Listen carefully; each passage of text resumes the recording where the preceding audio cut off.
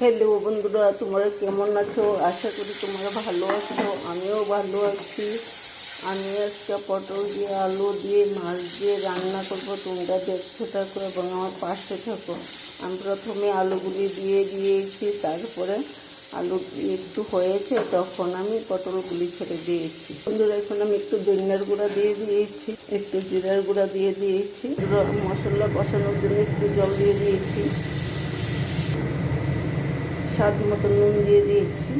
এখন আদা পেস্ট, লঙ্কা পেস্ট দিয়ে দিয়েছি, কয়েকটা কাঁচা লঙ্কাও দিয়ে দিয়েছি। আর আলু পটল ভাজা হয়ে গেছে, এখন জল দিয়ে দিতে। বন্ধুরা, এখন আমি মাছগুলি ছেড়ে দেবো।